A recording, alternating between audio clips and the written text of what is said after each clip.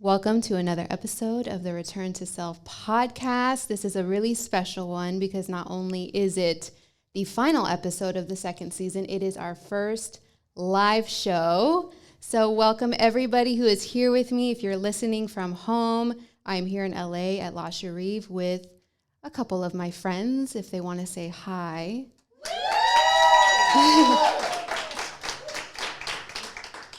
We're enjoying this last episode together. And if you know of the podcast, I really like to start and end podcast solo dolo. So I like to open it with this is what's happened since we last talked. And then I close it really liking to reflect on the conversations that we had. So with this particular season, I was like, well, what was a theme that came up a lot? And it was that I cried a lot. And I was like, okay, this is an emotional season. I cried in my closet quite a bit. But then I was like, I wonder what that was about. And normally with solo episodes, I really like to just wing it. I don't like to pre-plan. I don't like to script. I'm just just use me, let's just see what happens. And don't worry, I didn't do that tonight. I actually have something to talk about. But what was funny is, even with writing, when the headline or the title of something comes really quickly, I'm like, oh, okay, that's something I was always meant to talk about. It's going to come effortlessly. And that's what happened here. And so the title came immediately, and the title is Facing the Feeling, because that's what I feel I did for this last season during all of these conversations. It was actually facing the feeling as opposed to doing what I always talk about, intellectualizing the feelings. So this journey that we're about to go on right now started with a high thought that I had. So it's okay. We're green friendly. I need you to keep up, okay? Because there's lots of twists and turns in this thought process. But I found it really interesting, and because a lot of these moments happen when I'm by myself with my cat at home and I'm just staring at the wall I wonder. I wanted to share it with you.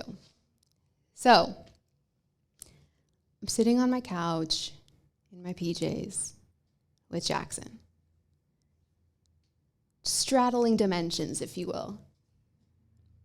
And I started thinking about feelings, as one does, or at least as I do. And then I started thinking of the senses, the 5 senses that we learn about as kids. And I was like, okay, sight, hearing, taste, touch, smell. We learn about them. We prioritize them. We know that we have them for survival. So I'm thinking about that. And I was like, you can lose senses and be okay. There are people who don't have all 5 senses, and they're okay, they're functioning, they're alive. And I'm thinking at the bare basic definition of alive, not fulfillment and joy. I'm just thinking on a physiological level, you're alive. And then I was technically you can lose all 5 senses and still be alive. Your body doesn't automatically shut down if you lose all 5 senses. And I was like, that's so weird. We talk about our 5 senses so much and we base our survival on our 5 senses. But technically, you could lose all 5 senses and your body's immediate response isn't shut down. And our bodies were so uniquely designed and designed by a higher intelligence. So you would think that that's something they'd consider, oh, well, if they can't see, smell, taste, touch, or hear, they're good. They're still okay. You can still be around. So then that led me to think, okay, well, what's keeping us alive? And I was like, well, our mind is still working. Our heart's still working, and we still have feelings, we can still feel. And then I was like, but we don't prioritize that in the same way we prioritize the health of our sight or our hearing or whatever else. We're just barely now starting to talk about mental health and about what I guess would be the equivalent of going to like an eye doctor or an ear doctor, which would be like therapy, right? A feelings doctor, if you will. But that's still not something that you would just like come out the gate and talk about with someone. It's not at that comfort level. It's not something that people would just openly discuss. Like, could you imagine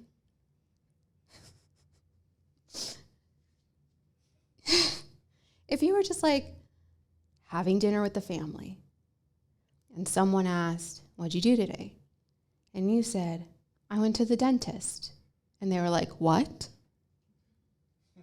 "I didn't know you were thinking about seeing a dentist." And you're like, "Yeah, it's been a while. I was thinking, my teeth are getting pretty bad. I should probably go to the dentist." And they're like, "Well, I kind of wish you would have talked to me first.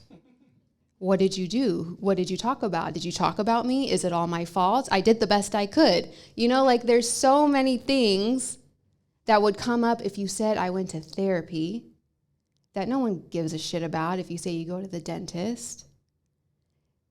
And to me, when I think about that, I'm just like, that doesn't make sense. It doesn't make sense that the parts of ourselves that technically keep us alive are the parts of ourselves that we don't even think about or don't want to talk about or don't want to address or don't want to heal. But everything else, the senses that we were taught for survival, are not even a big deal. It's expected of you. Like, it's not weird if you go to the dentist. It's weird if you don't go to the dentist. And so it was really interesting to dissect that. And then I was like, that's kind of sad. Because at some point you realize that there's a reason we don't feel comfortable talking about that stuff. There's a reason why we hesitate to even seek that kind of health and attention and care to begin with. And I always wonder, when did that start? When did that start? Because if you think about when you were a baby,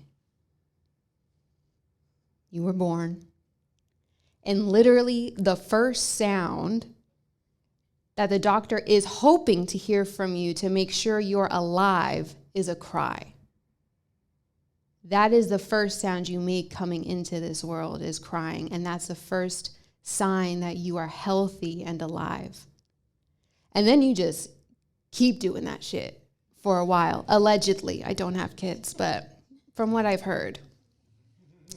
And you don't care. You don't care that you're being loud or inconvenient or too much or whatever. You're like, I can't do shit by myself. I need you to understand I need you right now.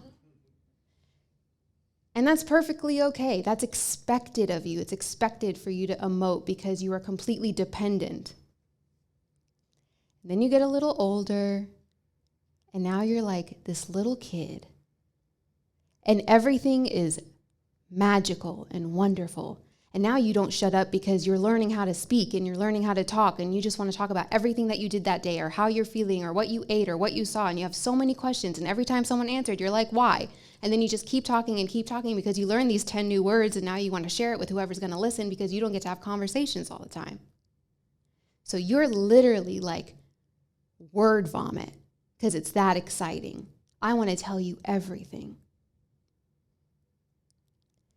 And then something happens. Something in that next stage of life happens that makes you shut that down. And you might think, well, Bruna, it's different. As a baby, you're completely dependent. You need to let people know for your survival. And as a kid, you're still dependent. You need to let people know for your survival. And what I'm telling you is, still, you need to let people know for your survival. Because we keep forgetting that that is what's keeping us alive. But something happens that you're like, oh, nope. Whatever I'm feeling, I never want to feel again. And that is my decision, and that's what we're doing moving forward. And that's crazy to me. Because I'm just like, what was it? Like, what was that moment that made me feel like I never want to feel again? What was it that made feelings the thing to be scared of? And I can't remember mine. But I'm guessing it was pretty bad because it's been tough. For a long time, I was like, I'm just going to think. Thinking is nice and safe. Got some thinkers in the room. I know. Yeah, it became a life of thinking instead of feeling. And that became a whole other journey, because you realize that you're constantly having experiences, right? And with every experience, it's emitting information and energy to you. And you're absorbing it in some form or fashion. So I'm absorbing it, but it's coming in, I'm getting it, I'm feeling it. I'm like, okay. And then I stop it right here. I'm not letting it go any further. And my body's waiting, like, I know something just happened, so give us the deets, like, give us the activation codes of this energy. And I'm like, nope, we're stopping right here.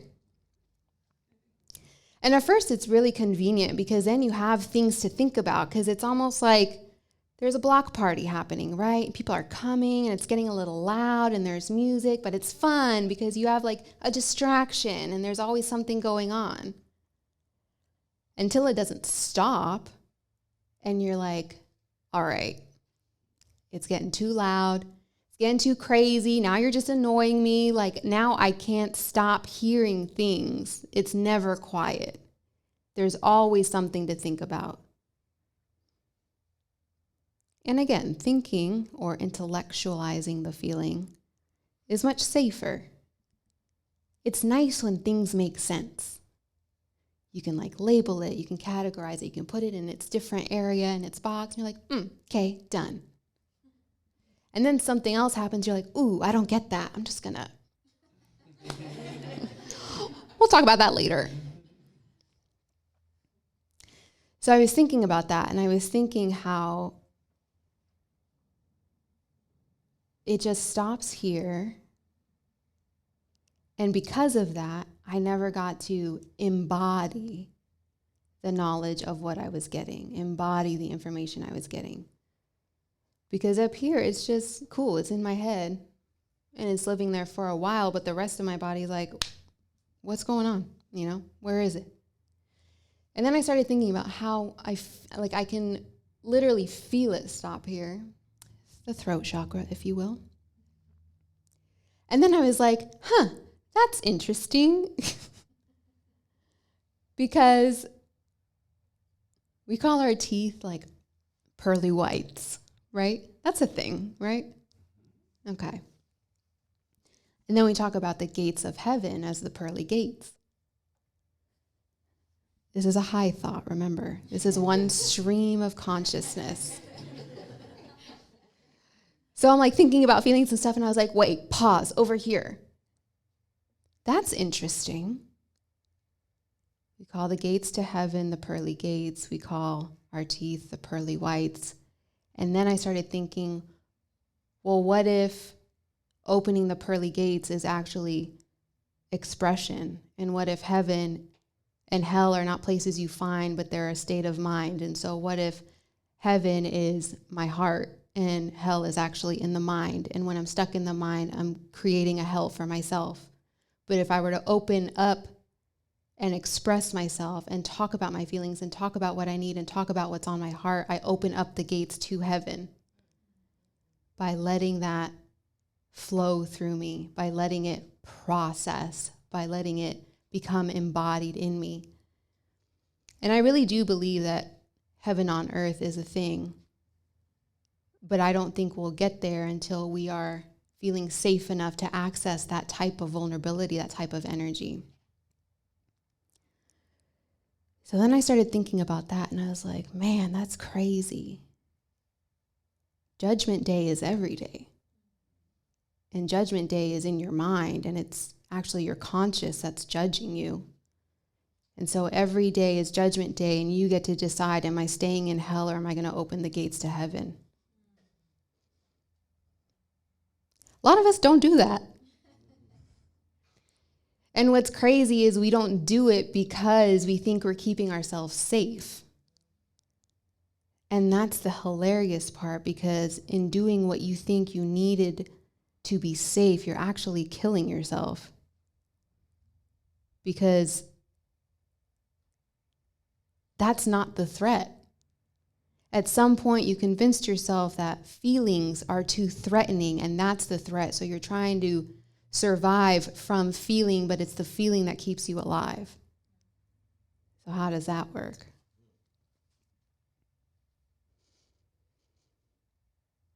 I used to tell my therapist that I hated when people would tell me, I was just protecting your feelings.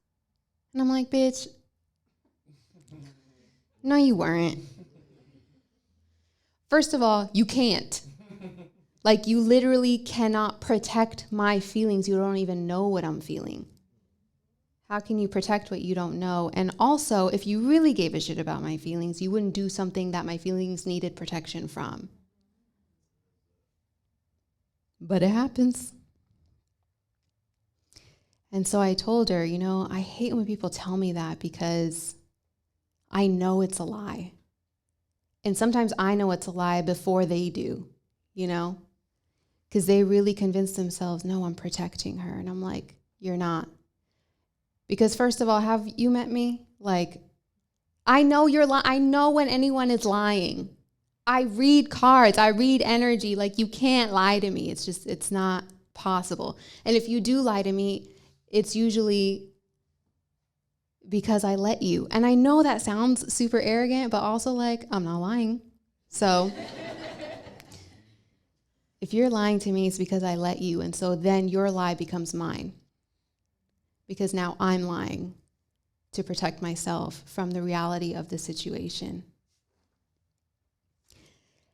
And so I was expressing like how much that would annoy me, because I'm like, they're not lying to protect me, they're lying to protect themselves. Because I know what I give, and I know that people don't want to see the consequences of their action or see the reflection of their actions through me. So it's not about me. You don't want to face your feelings through me, because we all do that with each other. It's not that we so much don't want to be honest with people. It's that if we know if we're honest with someone else, we are going to see and feel the feelings of whatever we just did or said or didn't do. And we don't want to deal with that. Ugh, feelings, no. But then we're all lying, right? We're either lying to protect ourselves, lying to protect the situation. And so this whole theme of protection, what are you really protecting yourself from? Because what you're doing to protect yourself is actually hurting you more. And I had to ask myself that question. Anytime I would say, I'm protecting myself, I'm protecting my heart. And I'd be like,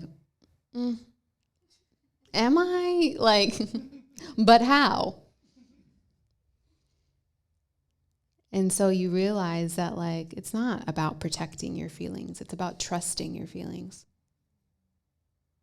And you might be like, Bruna, I can't trust my feelings. And I'd be like, I know you can't. Because how can you trust something you don't know? You have to spend time with your feelings. You have to even recognize your feelings to begin with in order to start building a bond, to start building trust with that, just like you would with another human being. And so then my mind went to another scenario. I'm like, you got to spend time with your feelings to trust them. So it's kind of like, having a roommate that you can't stand. And it kind of is, because you're like, we're both under one roof. We share the same house, but I can't stand them. So I try to always not be around when they're around, sidestep them. And I definitely am not going to leave my valuable shit around them because I don't trust them. But at some point you have to make a decision about what you're going to do with that, because they're never going to move out because they're living in their parents' property. So they don't have to pay rent. And this is a really nice area and it's exactly where you wanted to be, but they're not going to go because they got it made. This is where they're at.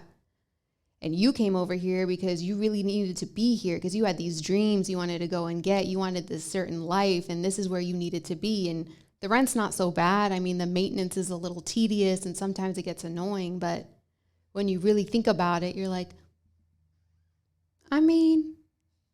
it's not a bad deal. I get to be here. I get to be where I needed to be, where I wanted to be in order to experience the things that I wanted to experience. And the rent that I pay is taking care of this space and being able to cohabitate with this roommate. That makes me a little uncomfortable sometimes, but not uncomfortable in a you're not safe way, uncomfortable in I know that if I sit and get to know you, I'm going to have to talk about things that I don't want to talk about. I know that you're going to see things in me that I'm trying not to see. But you got to make that decision. And chances are, if you want to stay here in this gorgeous 2-bedroom loft apartment with a view, then you really got to think to yourself, well, you know what? Maybe I should try to at least make it so it's not so uncomfortable. But in order to do that, you really got to spend time and you got to be consistent and you have to nurture each other. You really have to put in that effort and that energy. And that's the part we don't want to do because it's fucking exhausting, and I get it. Emotions are incredibly inconvenient, in my opinion. However, we have them. And so you realize okay, I really got to spend time with my feelings. And then when you do make that decision, and I was going to say if, but I'm going to stick with when, because I am hopeful that everyone comes to that decision at some point in their life when they're just whatever I'm doing isn't working. So I need to just face the feeling. And then you realize our divinity lives within our humanity. Even if you just look at the chakras, which I know some of you are like, yeah, chakras, and some of you are like, what? That's okay. But when you think of the chakras, a lot of people associate the top 3, your crown, your third eye, your throat chakra, with the beyond, the unseen, the ethereal, the divine. And they're always trying to get there, they want to focus there. And the lower 3 chakras, the root, the sacral, the solar plexus, are all about this realm, the earthly realm. It's about who you are in this world. And then, of course, the heart is right in the middle. And so you realize that the heart is the bridge between your divinity and your humanity, and that they're actually all coexisting together. Again, if you open the gates to allow that to pass through. The heart is the bridge to being divine. Your feelings are what make you divine because they're what keep you alive. And then I was just thinking man, imagine they taught this shit in school. And then I was quickly of course they didn't teach it in school. We can't know this. Could you imagine? Like, could you imagine the types of people we would be if we learned about this the same way we learned about our senses? If we talked about this in school, if we had techniques on how to self-soothe, if we learned about our nervous system, if we learned about how to identify and talk about our emotions. We didn't learn that, as you know. And listen, I still believe that we always get the knowledge that we're meant to have. Whatever we're meant to know, we know. We already know. We just become conscious of it. And that's not to discount going out and seeking specific knowledge, but that's the point. It's that the seed is planted at some point and you go and you get the knowledge. We're always like being breadcrumbed along this journey, which means you always have the decision to take it and continue to move towards it, or to just be like, you know what? I'm sick of bread. Like, I'm just going to chill here, wherever I'm at. You always have the decision. Because, I mean, for me, I know for some of you, you're probably thinking like, she probably talked about feelings all day, every day, her entire life. And I'm like, no. I was like crying. You guys at this point know I cry all the time, okay? It's fine, I've accepted it about myself. It doesn't always mean I'm sad. It's not always a sad thing. For me, crying is just the intensity of whatever I'm feeling. And that can be any emotion. That can be gratitude, that can be joy, that can be anger. But if I'm feeling it up here, it's happening. And I didn't grow up knowing what to do about that. You know, I didn't know how to identify my emotions. I didn't know how to speak about my emotions. I didn't know how to feel, how to self-soothe, how to know when, no, this is my nervous system being overwhelmed and I need to breathe, like I'm not breathing, you know, all of these different things. And yet, here I am, talking about it all the time.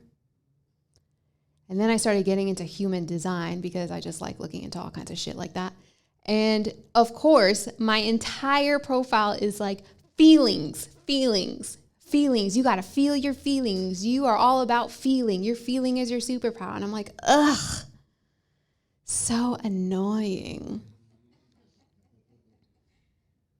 But it is funny to think that like, that was what I did not want to do, feel. And yet, this is the trajectory of my life, is sitting here literally talking about feelings to a group of people and studying them and then putting myself through the things that I study so that I can help the people who seek me out for help. Isn't that crazy? Like you always end up where you're supposed to be and you just don't realize it. That's a beautiful thing. That's a beautiful thing. And then I started thinking about the last 2 years. Woof, right? I don't have to tell you, you guys lived it. But I was like, man, why? You know, like, what the fuck was that? And it's still happening, but like, you know what I mean. And sure, maybe that's another coping mechanism and me trying to find the meaning to like feel okay about it. But I feel like there are way worse coping mechanisms, so I'm okay with that. You know, like I'm okay. If me finding the meaning of life is my coping mechanism, then I'm very okay with that.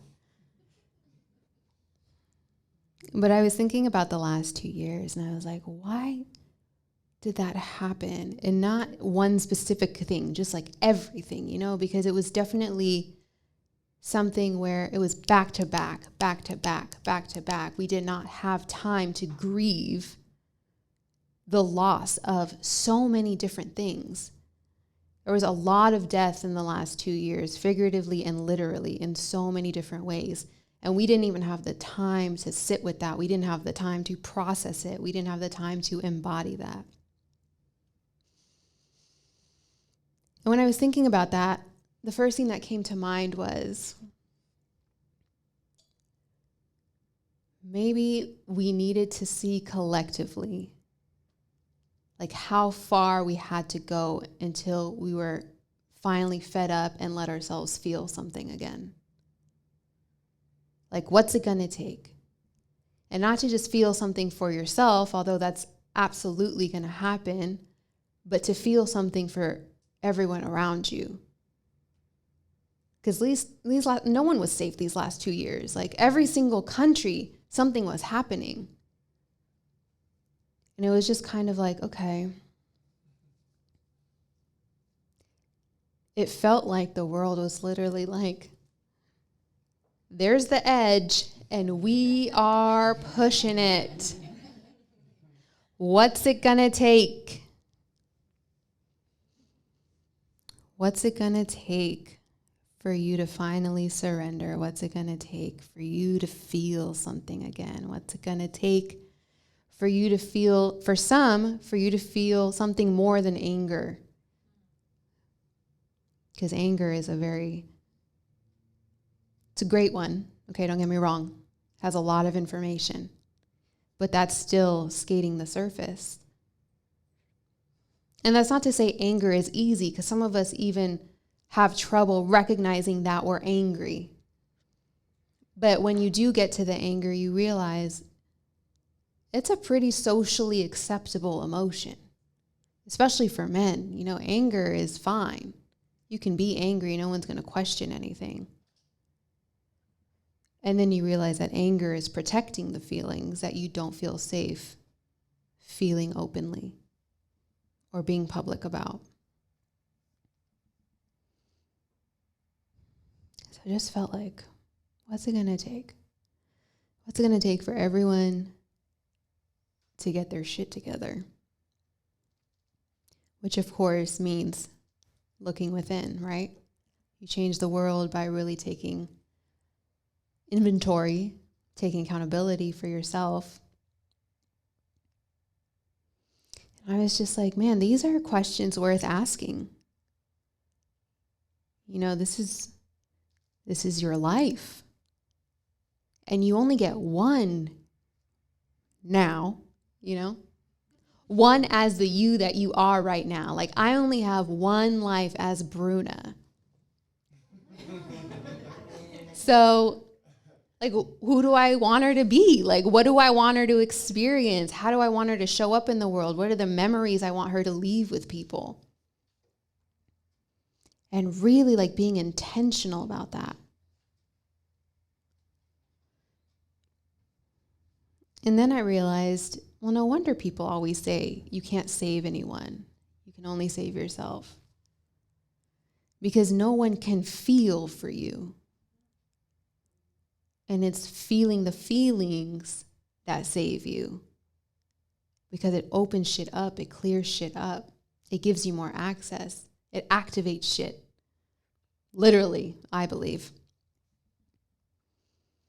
Your tears hold divine wisdom. We know that water holds divine wisdom, and this is coming straight from you. There is something with that. And that's the key, you know, is feeling the feelings. That's the key, and that's why they always say you had it. Because no one's going to that for you, especially if you're doing this the whole time. You have to be the one to turn the key. You have to be the one to do the scary thing of feeling so that you can actually live. Because if you're living here, that's not living. Because you're in here. You're not even here. Do you hear? You got to feel to really live. But if you do give yourself that opportunity, you realize you might meet someone you really like. You start to spend time with yourself. You start to almost reintroduce yourself to yourself, or at least to parts of yourself that you forgot about or that you never took the time to know. And yes, of course, there are going to be moments where you're like, I can't stand her. But then there are moments like, I kind of fuck with you. You're cool. And then you're kind of like, I want to spend more time with you. I want to learn more about you. I want to nurture you. I want to love you. I want to take care of you. Because it took a lot of work even just to get here. So I'm not leaving again. I'm taking care of you. And then you realize that this part of you that you're growing to love was you the whole time. And you would have never known that if you didn't face the feeling.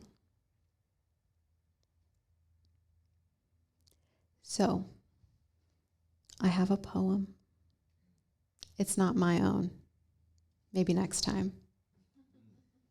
But it is by one of my favorite poets, and I felt like it was very fitting. I'm hoping I can read this. Don't have my glasses on. I got it. So this is a poem by Rumi, and I believe it's called The Guest House. This being human is a guest house. Every morning a new arrival, a joy, a depression, a meanness. Some momentary awareness comes as an unexpected visitor. Welcome and entertain them all, even if they're a crowd of sorrows, who violently sweep your house empty of all its furniture. Still treat each guest honorably. He may be clearing you out for some new delight. The dark thought, the shame, the malice, meet them at the door laughing and invite them in. Be grateful for whoever comes, because each has been sent as a guide from beyond. So, that is the podcast for this final episode, and now we're going to move into a collective reading. You guys are probably familiar with me doing this, so, take what resonates, leave what doesn't, blah, blah, blah. You get it. I normally use, I normally use the Psychic Tarot Oracle deck, but I wanted to use the Work Your Light deck because this was the first deck I got myself. And I thought I was just getting a deck for my own enjoyment, and little did I know, 'twas not the case. I got the deck, and I got it because I actually used to be afraid of cards. As a kid, I always shuffled with cards. I played with cards all the time. So it's kind of like obvious that this is something I would do in hindsight. But any sort of like metaphysical kind of cards or tarot, I was like, oh no, it's okay, thanks. I'm good. And then I saw these and I was like, well, these are kind of cute. I really like the artwork. It was very light and airy, and I'd been wanting cards, so I was like, you know what, fuck it. I'm going to go get these cards. So I went, got these cards, started pulling cards for myself every single morning and just seeing what would come up. And then I remember I posted on my Instagram story. And some guy from high school, who I wasn't even friends with in high school, but somehow we follow each other on Instagram. And he was like, can you give me a reading? And I was like, no, I don't do that. Little did I know. I was like, no, really, I don't do that. He was like, no, it's okay. Even just for fun. Like, can you just pull some cards for me and tell me what comes up? And I was like, I guess. So I was like, I don't even know what the fuck I'm doing. Like, okay. So I pulled some cards, sent him some voice notes on Instagram. Like, all right, so this is what I'm getting. Brrr, like, whatever. And he was like, wow, you literally nailed it. And I was like, huh, that's interesting. Probably like a one-time thing. People started coming in. Hey, can you do a reading? Can you do that? And I was like, what are you guys doing? This is not something I offer. At some point, I just started doing like donation-based readings on Instagram because this was during the pandemic. So I was just like, well, a girl's got to make some money. So I was like, this will give me good practice. And that way, like, if you think I'm full of shit and I disappointed you, you don't have to give me anything. We don't lose. After about 50 readings where everyone was like, I never told anyone that. How did you know that? I was like, wait a minute. I think I'm tapping into something. And so, as most of my journey has been, a lot of this started with just the confidence of being seen in my gifts, even recognizing these gifts, recognizing that this is something I'm capable of doing and that I enjoy to do, and then doing it. And since then, I've done countless readings, and it's been such a beautiful experience. So since tonight is special, I wanted to bring her out. And we'll just see what's coming up. So again, this is a collective reading for anyone who is listening to this. So whether you are hearing this later, whether you're in this room, whatever that might be, use your discernment. Oh, and don't kill the messenger. All right, Spirit, what message do we need at this time? Please and thank you.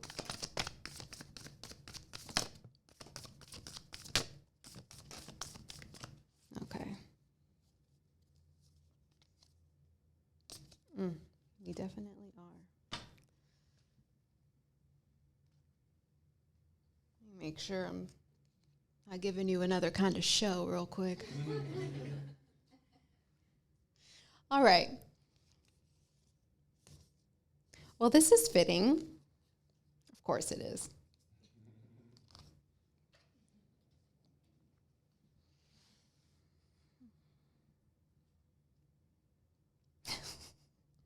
See, now you're going to think that I'm just going to say what we've already been talking about because that's what we've been talking about.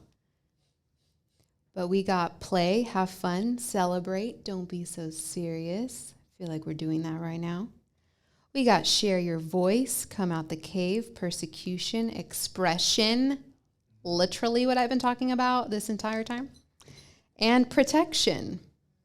Call back your power, cut the cords, soul retrieval. So you know what, whatever, it's my show, fuck it. If you think I'm full of shit, that's fine. This is literally what we were just talking about. And that's why we got these cards.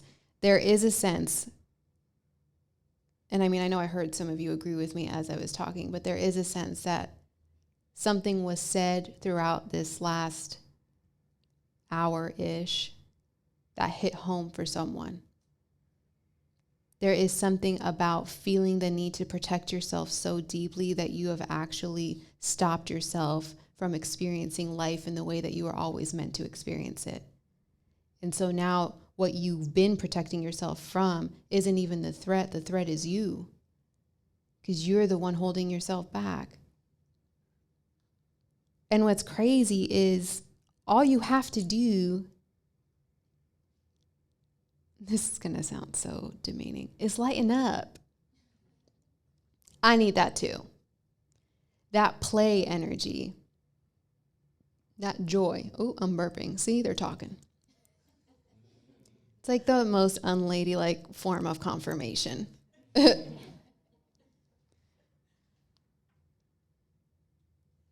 I think for someone who resonates with this reading, there's a lot of energy of feeling like because you've carried the weight of being the adult, even when you weren't the adult, it's hard to let that label go. Especially now that you are the adult, you're like, well, shit. I never got to play, so I know what life is like without playing. So play doesn't even feel right. What does that even mean at this age? Because now, I mean, I can be mad at the people that didn't take care of me the way that I needed and made me step in to take care of myself and them. But I don't have anyone to point the finger at now, so I don't have time to play. I got to continue this role. And you're being reminded that you're doing it in a way that is actually not serving what's best for you, because you did it when you were younger to protect yourself. You did it as a way to make sure that you weren't going to get swept into whatever was going on around you. But that's not happening anymore. And so you need to detach yourself from that. You need to share your voice. That persecution come out of the gate. Actually, it says cave. I was thinking of her pearly whites. Whatever, it works. But even if you look at her, I know you guys probably can't really see, but you know she's sad, sitting in that cave by herself, just looking aimlessly. And what does she have to cross? It's okay, you can say it. What does she have to cross? Water. Yes, emotions. Water is the element of our emotions.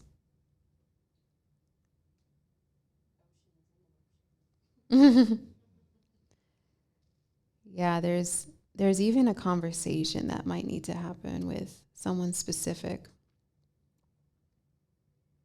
And it's almost like it feels like a liberating conversation. It's the type of conversation where it's putting something to bed. Something that is exactly what's been holding you back from experiencing life the way that you deserve to experience it. And the thing with stuff like this is you know it because you feel it. That's why you get mad about it, because there's a part of you that's telling you, this is not right. This isn't actually how it's supposed to be or how it needs to be. But you got to be the one to change that.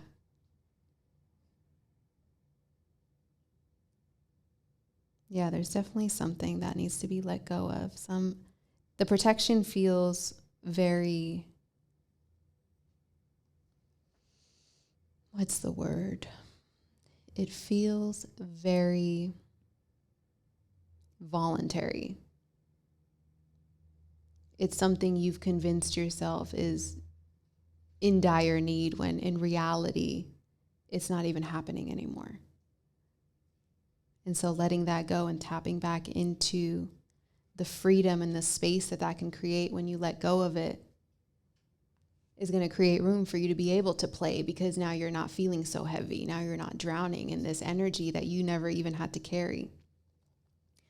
Bottom of the deck, we got trust the niggle. Exactly.